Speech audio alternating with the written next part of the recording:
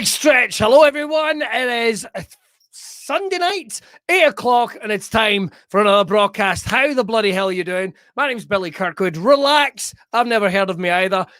Explain me exactly what happens with Braw Cast, or words to that effect. Braw Cast is not only put on by these sexy motherfuckers at BrawBeardOils.com, telling you all about the amazing stuff they're up to, including all the amazing merchandise you can check out right now over at BrawBeardOils.com.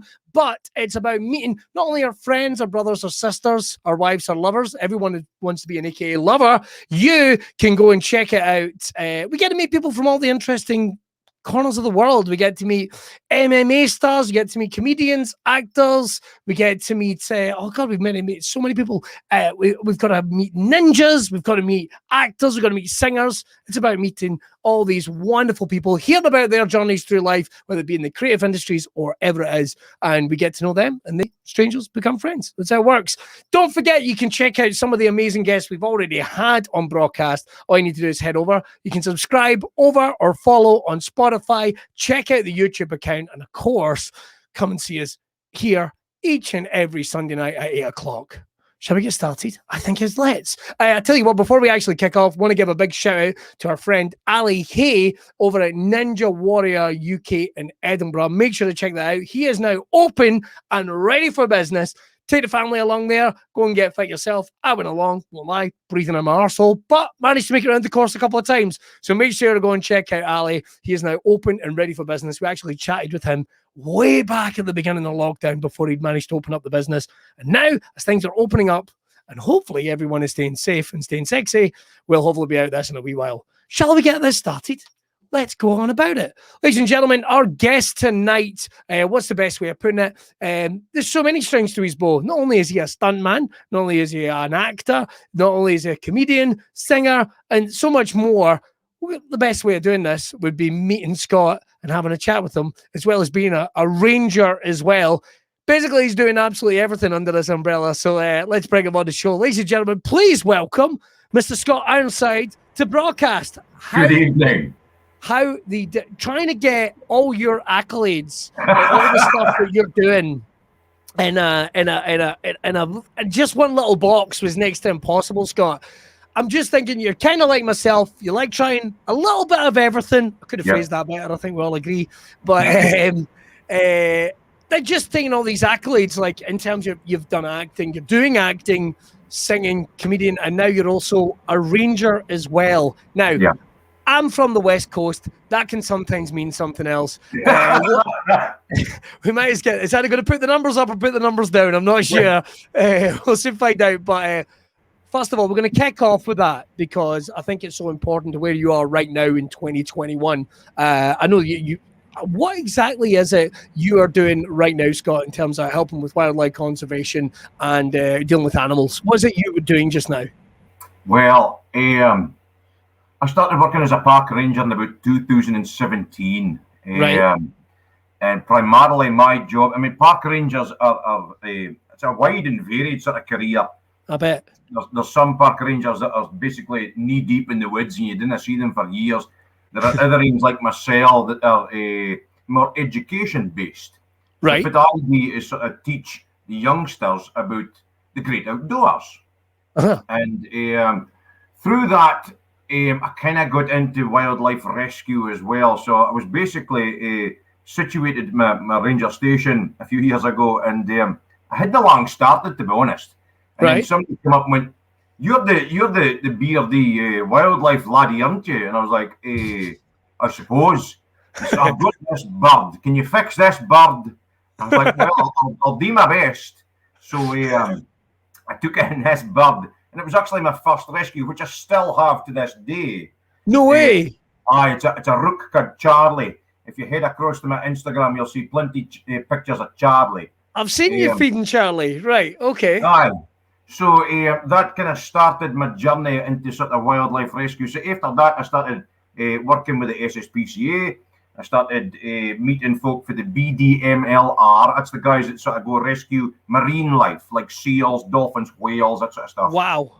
I was more sort of liaising with them. There was a carry-on a couple of years back, and there was whales trapped in the Firth of Forth. I don't know if you mind that story. I think I do, yeah. There was heaps of folk out looking for it, binoculars and everything. So I managed to get an awful lot of social media on this side of the Firth looking for the whales. Wow. So if whenever anything like that comes up for the BDM, then I usually get a wee shout or something like that. So I've got loads of fingers into different sort of wildlife pies, if you like. That's not a great way to put it either. But, I've seemed to become a sort of a miniature nexus for a load of different people. So I'm happy to help. It's a really good thing, and it sort of pays off in the local community as well, because it sort of engenders an interest in the youngsters about wildlife, nature, conservation, and with the sort of uprising in forest schools or forestry schools, can park rangers get into your primary schools and stuff and teaching your kids about bug hunting or planting flowers or things like that. It seems to be a more important thing these days, especially during lockdown. Yeah, well, that's what I was going to ask. I mean, I know how much you get from, working with the kids. It's hard not to call them bairns, just to pick it straight up from yourself, but working with the bairns and really educating those. Now, I know that this kind of brings us full circle, so I guess we can come back to it. From a performance background and having worked in acting and presentation and engagement, has that helped you going in there? Because every park ranger I've talked to that has been enthusiastic about it, big shout out to Joanna Johnson, who's our one down here in Eggleton Park, which is in my old stomping ground. Hi Joanna. Sorry. Anyway, right. But they're all great at really getting across, and in a way that getting across the ideals and engaging with young people in a way that I don't think a lot of hands-on education really does. In a unique way, you guys seem to manage that. Has that helped you from your performance background to now? Hugely. And what you're saying there is quite right. I find that a lot of the stuff that I teach the kids, it sticks in a lot more than if you've got a bairn in the classroom. Yeah. Like when I take the bairns rock pool and all, you've got me like focused on bairns now. That's stuck in my head. The children, the young people. When I take them rock pooling, I'll tell them a silly fact like about crabs or something. Like, how long can crabs live for? Oh, I've no idea. 100 years. And they go, oh, right, okay. Or like, how do crabs pee? Out their eyes. You're joking, right? But you just give them something silly. Now, it is kind of, some of the crabs do that, but it encourages them. Do they pee out their eyes? They do. Specifically, there's a wee gap in the middle where the pee fit. Holy shit! I thought that sounds like the weird kind of stand-up I'd come out with. I had no idea. That's amazing. Right? Okay. But sorry. Basically, I've done it doing for the kids, so it's not like specifically true, right? But it's true enough that it gives them. He must be talking absolute rubbish. We must Google it.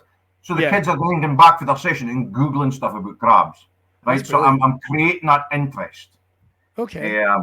But I love doing it. It's one of the things that it really it pays off. I think getting the kids outside. There are little facts that I'm throwing them, and they do stick. Because I've had bairns that come back, like after 2 years. Oh, we saw you a couple of years ago, and how many teeth has a snail got? Oh, 20,000. Right, bang on, well done. And they've still retained that knowledge. So, and they're going to tell little brother, they're going to tell everyone at school, and like you say, during lockdown, because people are getting out there and doing walks and cleanups and all this type of thing, that probably for the first time in a generation, not only the adults but the kids are sort of enjoying wildlife together, and it's sort of really getting them out there. I mean, I think it's amazing. I'm a West Coast baby. We were from a poor family, Scott. We've got sort of kicked out. There's a forest over there. Go and enjoy yourself. That's basically what we would get. It's cheaper than going swimming. That's all it was. And if you were lucky, you found a puddle big enough, you could go for a swim. Although not the one near ICI. Everybody knows that. Just in case anyone from Ayrshire's watching, we know not to do that. You're going to end up peeing out from your own eyes if you go and swim in that one. We're going to get back to the wildlife side of it in just a wee while, because I know that's one of the recent things that you've been doing. But when you and I first met, you were a stand-up performer. I don't think you were long into it when we met. I think we'd have been up in Aberdeen, which will not come as a huge surprise with your accent, I think. But there's so much more to that. I know that Oh God, you're right. Was Yeah, that you? Was that you calling someone? Is that a call for a specific animal? You know, the whales are going to come in. No, but when we first met, I knew you'd started doing your sort of stand-up journey. You were doing sort of musical comedy, but I know you'd done acting and some film work before we even met. Where did your sort of journey into live performance come from? Because I'm interested to know where the live performance and the wildlife side of it kind of collide. Right, okay, but we're going deep here, Billy. Oh, here we go. Well, no, I started live performance as a kid, like doing the school shows and stuff, and singing, and I think we did like Oliver or something as a kid, and I was Fagin. I did Oliver. Did you do Oliver? Who were you in Oliver? Well, I was the understudy for Bill Sykes, and I was understudy for Bill Sykes, but I ended up being Oliver's granddad. So,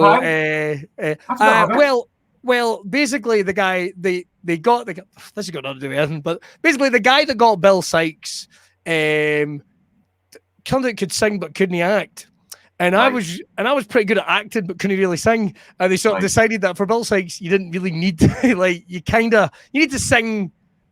Well, there's two numbers in there, that Bill Sykes involved with. Turned out I could sing them well enough, and they were kind of like, fuck, well, we've given it to this guy. So I ended up being Oliver's granddad. Right out with that, I was also the captain in The King and I. Let me ask you a question, Scott. Do you remember The Captain in The King and I, the stage play? No, you wouldn't, because my principal job was to stand on stage and hold an 8-year-old girl dressed like a monkey. That was my fucking job. And whistle. She was embarrassed. I was embarrassed. Apparently her dad thought it was fucking hilarious, but never mind that. But your journey goes from that. That's always where I find it's something that's kind of being lost for a generation is the school shows, getting that taste for live performance. Where did you take it from school? Because that's always the interesting leap. Where did it go from there? Well, I went and did some training straight after school. Brilliant. And then after I qualified, I walked straight into now. No. This is a wee bit embarrassing, but a lot of the parents might know about this. I was the first Scottish Gruffalo. Holy shit! Yep. There you go. Holy shit! Yep.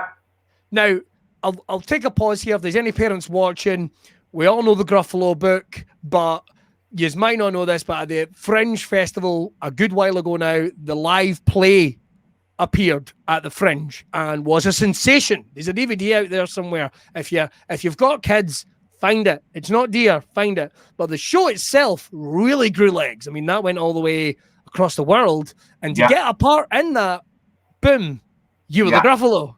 Which as well as being the Gruffalo, am I right in thinking you were also one of the narrator? You're also the narrator and the Gruffalo, or are we talking about a slightly different show?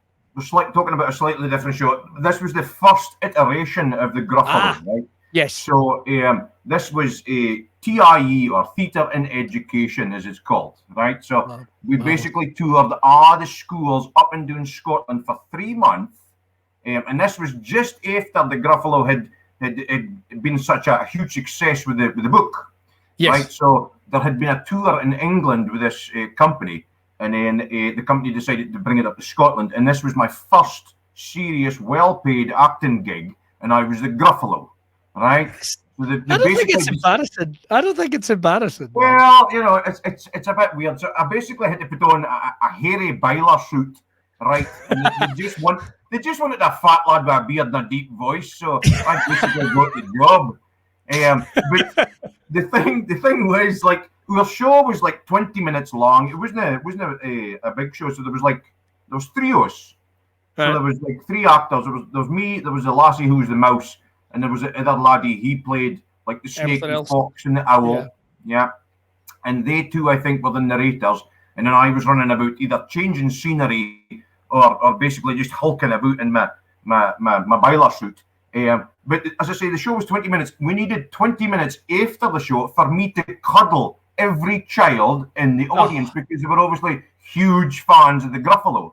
And everybody wanted a cuddle for the Gruffalo. So, like, we'd finish the show, thank you very much, and good night. Okay, super duper. And then I had to go out front and basically hug all these bairns, take a big selfie and everything, right? before we got out the door. So it was a carry on. It was actually a really, really good show. Like, did you have the green spot at the end of your nose? I did. I just checking. Just wanted. I had the false alarm, Billy. Just wanted to check we went full method with that. Full method with that. Aye, Al Pacino. So right. We're doing work and acting jobs. I know that you did. I know you did several different roles of several different iterations. I didn't think I'd be using iterations this time on a Sunday night. Good for me. But where does the trip go? Because there's a lot of diversity here, Scott. I mean, very rarely do you get to say actor, stuntman. How does that come about? I mean, first of all, I saw that you do, sword play. I'm going to pretend I'm a novice in terms of the terminology, in terms of that, but I know where does the stuntman aspect come of that? Because I'd seen you do several different roles. When does it start getting into film for you? Well, I did a film up in Aberdeen, who a few folk in Aberdeen might know, called One Day Removals. It was a sort of funny Doric movie, which was considered for the Guinness Book of Records for most swear words used in a movie. I think we were slightly beaten by Gary Oldman. He did a film about it was football hooliganism or something in England, and he pipped us to the post for the Guinness Book of Records of swear words. So we had about 550 swear words in the movie. Fucking Oldman, Gary Oldman. Every time. Every fucking time, man. If I ever get a hug at Oldman, he's in so much trouble. So where does film? Right. And where do we go from there? Well, I moved down the road to Edinburgh, and I've been doing a few bits here and there. Eventually, I met up with my old sword teacher. So during my acting classes, there was a guy called Davy Winter, and Davy Winter was great at teaching me fencing and stage fighting. I met up with him a few years later, and he was running a combat school. Right, so we basically went to him and learned how to do fighting for movies. Okay. And it just so happened the next year, so I trained with him for a year. So I became reasonably good. I wouldn't say that I'm brilliant, but I can get knocked on my arse and I can get back up and I can do a quick sword fight and stuff. So Davey, he got us into this movie, and it was basically what we call sword and sandal stuff. Right, so we went along, and I ended up getting the part of the bodyguard for the main guy. So your main guy's like, big, sexy kind of lad, and I'm basically his little fat, funny pal, right, who's a bit mental, right. So that's the part I kind of got. So I've gone for the Gruffalo to some sort of nutcase, people up. So we did a lot of sword fighting, and that was an intensive couple of months. I must have lost about 1.5 stone doing that. But the fights were visceral. We were knocking lumps off each other. It was absolutely mental. And then I kind of went for there, still working with the same boys. We ended up in Outlander a couple of years later. And that was huge. Now, Outlander was one of the ones I saw on your CV, and I was like, I mean, if anyone is watching and they've never even heard of Outlander, then I'd be surprised. Not only are they filming it, they're filming all over Scotland, aren't they? They're even filming it down my neck of the woods, or they were, more to the point. But it's Amazon. It's a huge hit all around the world. What was the experience like working in Outlander, particularly doing some of the stuff you've been doing? It was incredible, absolutely incredible. Like, in the previous film I spoke about, we had battles between about 200 lads. This one was 400 to 500 people are fighting at the same time. You've got explosions going off. You've got the film crew running about. You've got horses flying in. It was absolutely mental. There was one particular scene. So it was Sam. Is it Hewen? Yes. That's the main guy. I just want to make sure I'm pronouncing his name correctly. Sam, anyway, the main guy, right? So we were fighting. It was the Battle of Culloden we were reenacting, right? So we were there for doing 2 weeks. So the first week I was a Highlander, so I had the beard. Right. The second week I was a redcoat, so I had to shave the beard off, which I absolutely hated. right? Because I've had the beard on since I was 16. I was about to say, I have never seen you without a beard. Hold on, right? Oh no! You're not gonna like this. You ready? Can you see that? Oh my God! I would not have picked you out of a lineup. No, I would not have picked you out of a lineup. Absolutely, I would. You can tell by my face. I'm not impressed. I could have hung out with you all day. If you'd have shaved that off, I'd have never recognized you. I'd have never recognized you. Holy shit. The boys that I was working with, was a boy called James and Tom. They were my stuntman buddies, right? They ripped the piss out of me. They're still ripping the piss out of me to this day, or heaps of that, because everybody knows me with a bit of a beard. And I took the beard off, and they were slagging me left, right, and centre because they're a couple of Ouija's. Did you get some extra cash? Did you get some extra cash for shaving the beard off? No. I had to shave my beard off once, including my wee soul patch that I normally had for a kids' TV show. I got extra bung for it because it hadn't been discussed until the day of filming. All right, okay. And he went, "Has anyone spoken to you about the beard?" And it's like, "No. What about the beard?" It's like, it's gonna have to come off. Is it now? I'll be right back. I was like, how's about an extra couple of £100? And it was, you remember, Scott, it's like just a wee soul patch. And I'm like, idiots. It literally is going to make no difference to my face. It does. Anyone that's watching, it immediately does. I look like a 5-year-old boy. Oh, look who's chipped in. Look who's dove in. One of our pals. Look at this. There you go. Hello, Naz. We'll have a wee chat about Naz later on. But in terms of the beard coming off, in terms of the stunt work, it's very, very physical, very, very skilled as well, because you're doing sword work as well as part of this. Yeah. The reason I bring up all this is because Outlander's a huge thing. Yeah. For the last, since 2017, I know you've been doing the park ranger work. Where does the interest in wildlife come from? Because I'd never heard you mentioned it before. We will get to the stand-up portion of this, but I wondered, where does that start coming in? Is that something that's been there for a long time, or was it something that you went, you know something, I quite like a challenge, let's get into it. Where's the wildlife interest come from? I've always been interested in wildlife, even as a boy. I was picking up birdies and taking them to the local vet and stuff, and like, can please fix this? So I was raised in the country. I was a working class boy, and so like you were saying earlier, like you were basically thrown out of the house. We were as well, basically out into the woods. Come back at 8 o'clock. If you not come back at 8 o'clock, then we'll basically mark another bairn because we've lost you. So when I started doing the park ranger stuff, it just seemed I got to reinvigorate that love for wildlife. Yeah, because I had an avenue for it now. Right. Like before, I had to obviously concentrate on jobs and acting and making money and getting a house and just your standard sort of mundane adult stuff. But then when I got back into the ranger and stuff, I was like, right, okay, now we have a vehicle for this passion. So that's how it came about, I suppose. How did you get into it? Was that a role that came up, or was it like you had to go and do night courses and what have you? Like, I'm only saying because I find it so fast. I'm angling for a job. Who knows in 2021? But what was your route into it though, Scott? I'm interested to know what that was. Right. I basically seen it in the paper, right, and then I applied because I was in between jobs, and I was like, good. Right. I want to change what I was doing because I worked bars and hospitality and stuff for years and years and years. Because you do that as a struggling actor, you work the jobs that you can bin in 5 minutes, and you sort of walk away and walk into an acting job. So because once you get an acting job, you're there for like maybe 2 months or 3 months. So you kind of take on a thing like a proper career.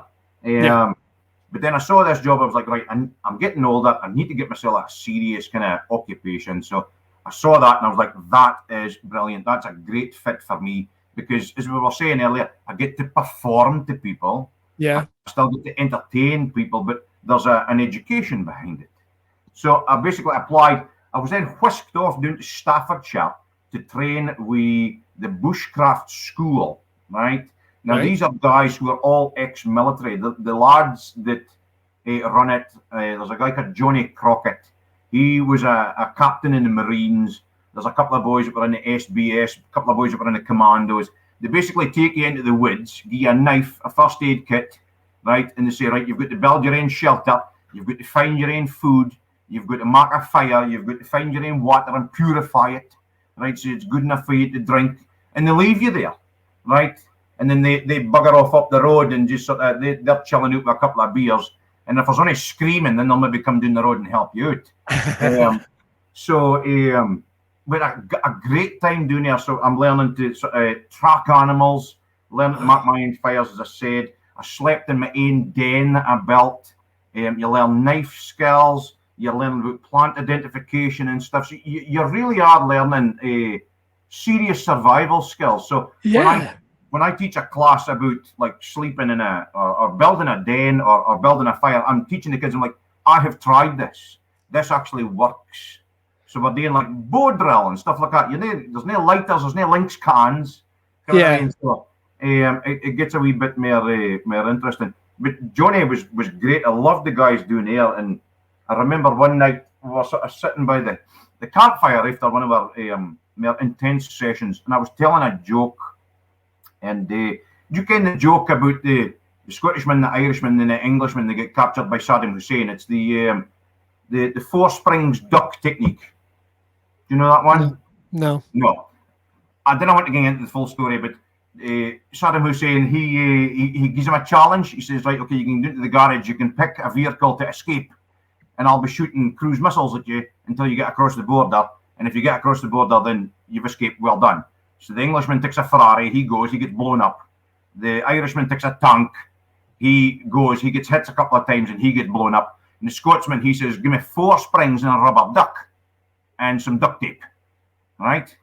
And Saddam Hussein says, are you off your head? He says, just give me the stuff, Saddam, right? So he tapes 2 springs to his knees, 2 springs to his hands. He tapes the rubber duck to his head, right? And then he goes bouncing left, right. He's all over the place, right? The Scud missiles are coming down. They can't hit him because he's just so unpredictable. And he manages to bounce himself across the border. And then the ambassador laddie, he's like, we were watching it through the telescope, man. That's absolutely incredible. How did you manage it? He says, well, it's a survival technique I learned when I was a car salesman in Inverness. He says, what's it called? He says, it's called the Voorsprong dirt technique, right? Now, it's a silly joke, right? I quite like it. I tell that joke around the campfire just for something to do. Johnny was pissing himself laughing, right? Now, he disappeared into the woods. The next day, he comes up to me and he just says, come here. Now, Johnny's a stern kind of lad, and being an ex-military lad, he's got that sort of 50-yard stare. You didn't want to mess with Johnny.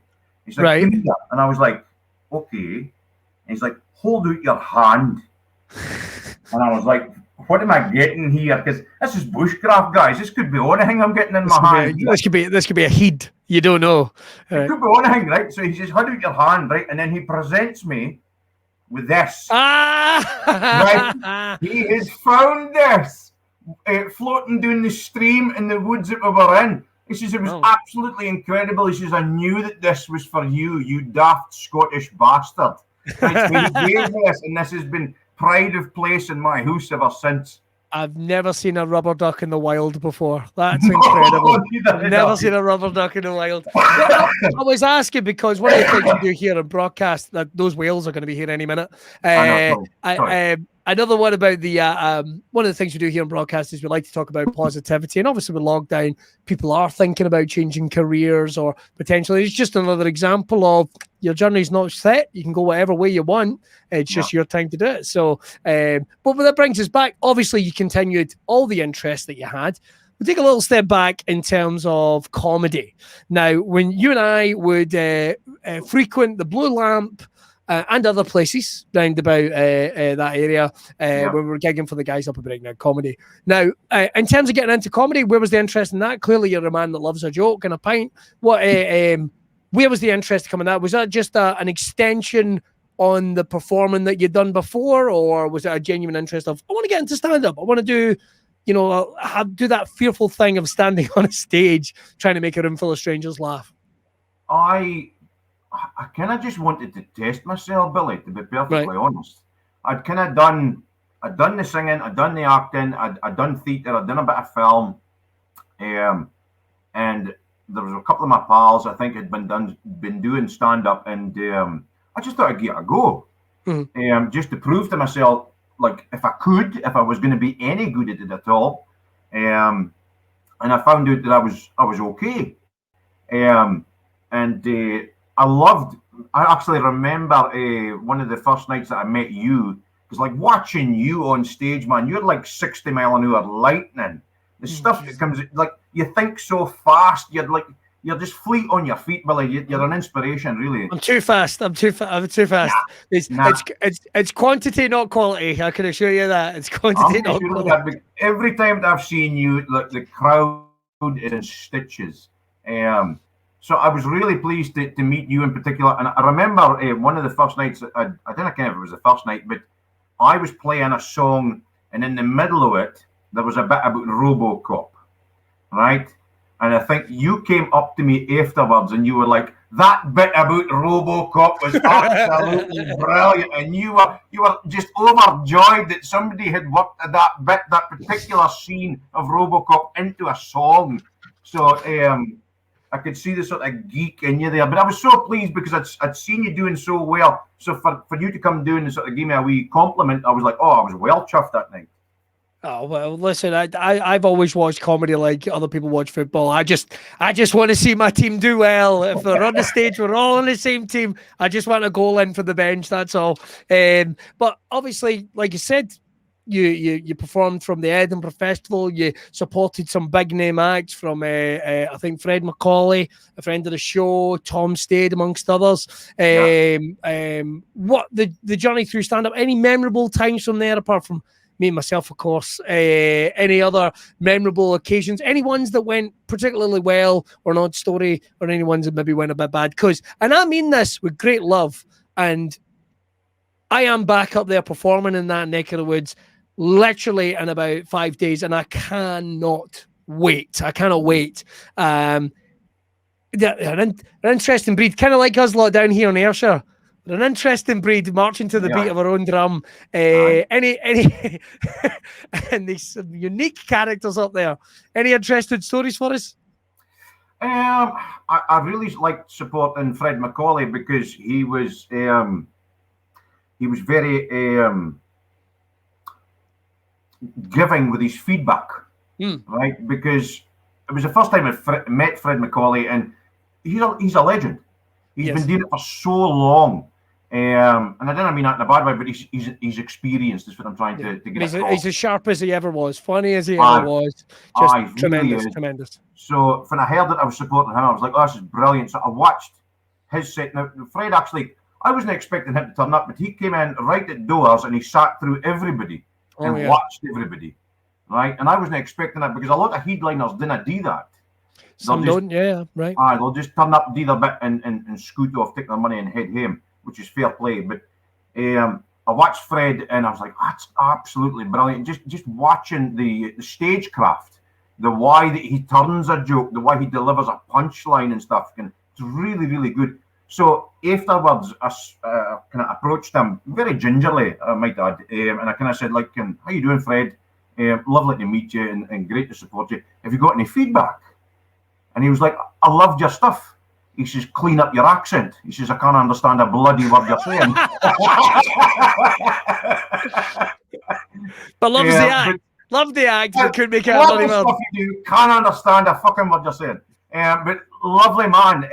I was completely genuine. And I loved working with Stu Hugh as well as another massive on the comedy circuit. And he's brilliant at putting down hecklers and stuff. So I learned quite a bit for him as well. He was like, I think one of them, was a boy chatting in the audience. He says, "Hey man, you whisper like you're sitting in a helicopter." Right? And it ended him just immediately. Okay. So it's been great experience, or it was a great experience. So I tour and run about Scotland and learning you pick up little wee bobs for folk here and there, that you sort of put into your own toolbox, I think. Yeah. It's, have you ever had, I know it's been a little while, obviously it's been a little while for all of us, but ever had any interest to strap on the guitar and get back on stage? Every now and then, do you get the itch? I don't know. I mean, like Scotty Forbes was at me a wee while ago, and I know you know Scotty. Yeah. He's another great comedian. Great guy. Love him. Lovely guy. Very, very funny man. Very funny man. Like I've worked with him loads. And Piper and Byrne and the rest of them, you know, and Granger. But it was, for me, it was just a test to see if I could do it, if I was going to be any good at it. Right. I kind of was. I got to support some big names or big names to me. And that proved, I think, enough for me that I could do it. And I think that was enough. I was like, right, that's fine. That's good enough for me. I'm not saying I wouldn't do it again, but I've nothing more to prove to myself. I didn't need to prove to anybody else. I need to prove to myself. Well, just when you thought you were out, we'll pull you back in. Pull me back in. Just I can share. Well, which brings us to, I mean, obviously you're still keeping a hand in the acting and loads of other things, but we have to talk about Skinjacker. Yeah, we have please. to talk about Skinjackers. Why we're here. Very excited about this. I don't know. All I know is what I've picked up on your Instagram. Tell me about this film, Skinjacker, that you're involved with. It's a Scottish sci-fi horror with Celtic mythology undertones. Love it. Right. So it's set in Skye. I've been working with the director and producers. We've created a massive sound stage in the wilds of Fife, the Kingdom of Fife, I should say. Sorry, if there's any Fife people watching, I'm going to get in trouble. So it's the Kingdom of Fife. So we've built this massive sound stage. We've built huge sets. We're really, for an independent movie, it's one of the biggest scales I've ever seen. Right, really? We're really investing so much into this. The cast and crew are some of the best that I've worked with in independent Scottish cinema. Dave Izzat, the director, is absolutely fantastic. I've worked with Dave on a few projects now. I just like the stuff that Dave does. He's just really talented, and he's managed to assemble a marvelous cast. One of the guys I'm really excited about working with is a guy called Richard Ashton, who's been in like stuff like The Fifth Element. He's been in Vikings. He's been in Doctor Who. So I'm really excited to meet him. There's other folk I could mention, but I would like you to go and check out the page. Okay, fair enough. Now, was there an Indiegogo for this setup at one point? There was, yeah. We managed to just about reach our target. Right. But of course, trying to make a film during COVID has its own challenges. Probably the only thing during lockdown or during COVID has its own challenges. I think Dave's mental, to be perfectly honest. This is really tough, but he's doing it. He's pulled it out the bag. We've started filming now. Wow. So, yeah. So I think I've got a little teaser image. I think I've got a little teaser image. There you go. That's the stuff. There we go. Skinjacker. Already, that looks pretty bloody impressive. We can check that out. A trail there now, an explosion. So I don't want to reveal too much about it because I'll get in trouble. But it's really cool. It's a nice, if you're a fan of like The Thing, if you're a fan of Alien, this is basically going to be a Scottish version for you. Two of my favorite films. Two of my hands down favorite films. And like you say, it's not there's no effort spared for this. You guys are going all out. No corners aren't being cut. The time is being put in. Yeah. The equipment we're using is top notch. The people we're using is top notch. The sets look absolutely fabulous. You are really going to be impressed with the production values. I really want to tell you more about. No, you can't. You can't. Don't. Do you know something? When it's coming near release time, maybe we'll grab another chat. Maybe we can. That'd be great. That'd be super. Maybe we can go filming on the 10th. I'm going to be playing PC Hill as my character. The Polis. I'm going to be playing the Polis. The Polis. Aye. Scott, from the Gruffalo to the Polis. How the mighty have fallen. Well, I'm basically saying you can't park that air, son. You're going to have to shift that and you know. Is that you? That's basically me then. So it's a big part in the film, yeah? It's kind of a bit part. I'm working as a production assistant, and Dave's been very kind enough to sort of lend me a wee part because I'm so busy sort of rangering, teaching, and doing wildlife rescue and stuff like that. So he did offer me a larger part, but I had to very kindly turn him down and just accept the smaller role. So I'm basically just going out to play for a day or two. Right. But that's enough for me just now. Yeah, but you're also learning other parts of the industry and bringing your expertise to the production as well. So there's a little bit of yin and yang here. So it sounds like it's pretty good. Sounds like it's pretty good to me. So Skinjacker, I know we're just starting filming.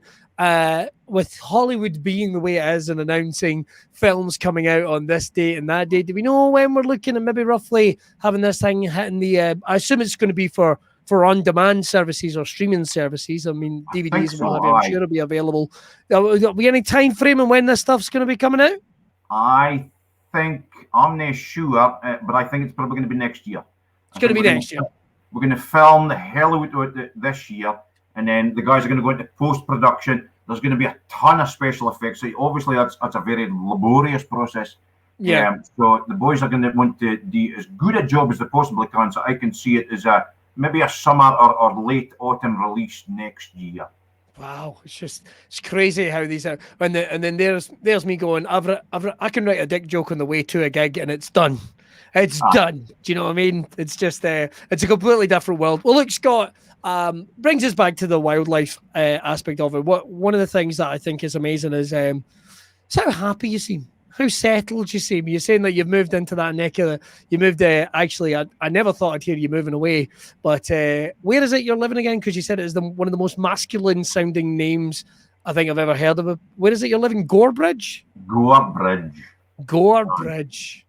So it's in Midlothian. Yeah. And it's a lovely place. Love it. And you're bringing the work home still to this day. You're bringing. I've built a couple of aviaries out the back, and we've got incubators and cages. So my house is basically a zoo. I've got beasties just our way. So if you think of sort of teuchter Ace Ventura, that's me now. Listen, when Skinjacker holds production, I think the next one has to be teuchter Ace Ventura. I honestly think I think we've hit on a winner there, mate, to be honest with you. Davy Ventura. Look, Davy Ventura. Look, and if you need a partner, you know where I am. I don't mind. Absolutely. Anytime. I'm terrified of budgies. I'll tell you that. Right. Fucking I've held snakes. I've had tarantulas crawling in my hand. But you see those people that have budgies just flying around their living room, they can fuck off. I hate budgies. Cannot stand it. Just flapping. I've had bats flap into my head. But you see a budgie just whistling by your ear like your ears are cuttlefish. I fucking hate that. So if we can make sure there's no budgie scenes in Davy Ventura, then that's a deal.